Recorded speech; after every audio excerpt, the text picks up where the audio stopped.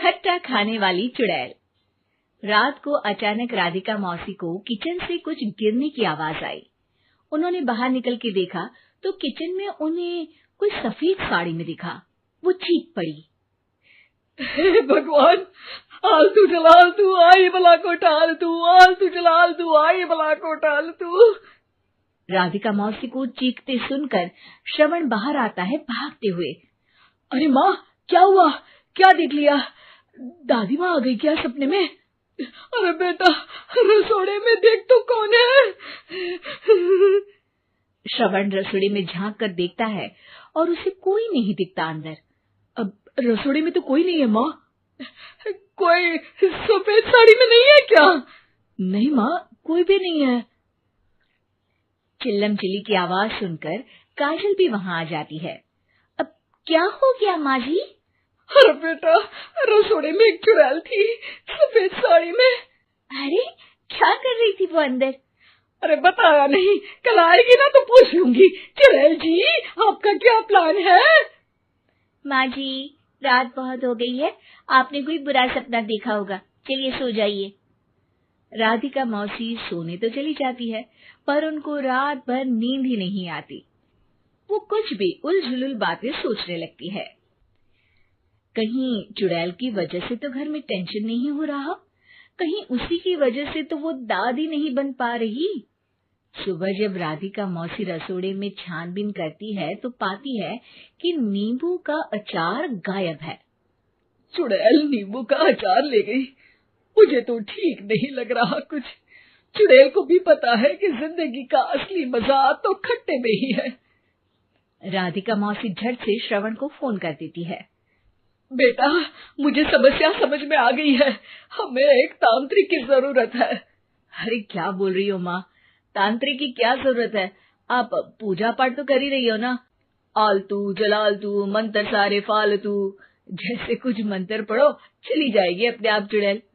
अरे नहीं बेटा, कभी चुड़ैल को कम नहीं समझते। अरे तुझे पता भी नहीं चलेगा कि कभी वो छल करके काजल की जगह घर की बहू खुद बन जाएगी। क्या माँ, कुछ भी बोल रही हो? कहाँ काजल और कहाँ चुड़ैल? वैसे एक बात बताओ, काजल को अगर गाने के लिए बोल देना तो चुड़ैल काजल की आवाज सुनकर घर तो क्या, धरती लोग छोड़कर चली जाएगी। तुम ना पढ़े लिखे बच्चे हर चीज को मजाक समझते हो। तुम रहने दो, मैं खुद ही तांत्रिक को बुला लेती हूँ। अच्छा सुन, शाम को इमली लेके आना। क्या है कि चटनी खाए बहुत दिन हो गए है ना। नहीं माँ, इमली तांत्रिक से ही मंगवा लो ना, आटा वगैरह भी उसी से पिसवा लेना। देखो मुझे काम करना है। श्रवण रात को कई तरह की सब्जियों के साथ माँ के कहने पे चटनी के लिए इमली भी ले आया था, लेकिन राधिका मौसी के दिमाग में अलग ही फिल्म चल रही थी।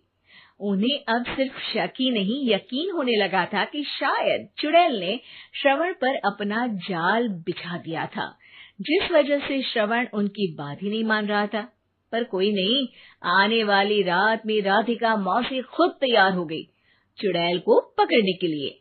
रुद्राक्ष की माला, तुलसी का पत्ता, हनुमान चालीसा सब हाथ के पास ही था, बस चुड़ैल का इंतजार था।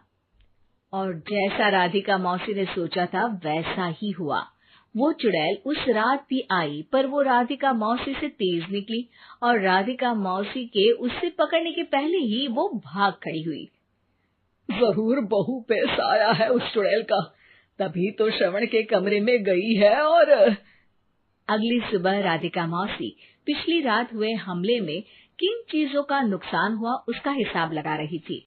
उनके खेमे से एक आम के अचार की शीशी भी गायब हो चुकी थी और वो इमली भी जो कल श्रवण लेकर आया था। राधिका मौसी इस बारे में सोच ही रही थी कि श्रवण जल्दी से रसोड़े में आकर दवाइयों की पोटली ढूंढने लगता है। अरे बेटा, क्या हो गया? अब माँ, वो काजल की तबीयत खराब है, बहुत घबराहट हो रही है उसे। हे भगवान, मैंने पहले ही कहा था कि तांत्रिक को बुला लेते हैं, पर नहीं, अब देखो उस चुड़ैल ने काजल को अपने वश में करना शुरू भी कर दिया है। हालांकि श्रवण भूतों में विश्वास नहीं करता था, पर अब वो भी डर जाता है। और राजी हो जाता है एक तांत्रिक को बुलाने के लिए। कुछ ही घंटों में तांत्रिक आ जाते हैं और राधिका मौसी तांत्रिक जी को सब बता देती है।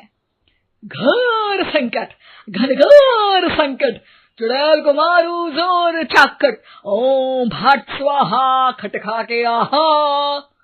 अरे ये क्या मंत्र है?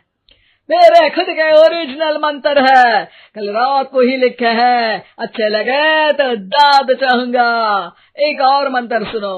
अर्ज किया है आब्राकडाब्रा, दिल्ली बम्बई आगरा, चंदा मामा सोवरले सुरन मामू जारा। ये मंत्र है? अरे कोई 40 वालीसा पढ़ो ना। वक्त कम है, 40 नहीं पड़ेंगे, 20-25 में काम चलाना पड़ेगा। अलग निरंजन जाके लंदन, मुफ्त का मंजान घिस मेरे नंदन। अरे जल्दी करो तांत्रिक जी, जल्दी करो। तांत्रिक अपने उल झलूल मंत्र पढ़ने लगता है। श्रवण को तांत्रिक पे शक होता है। वो अपने एक डॉक्टर दोस्त को कॉल कर देता है ताकि कोई अनहोनी हो तो इमरजेंसी में चीजें मैनेज हो जाए।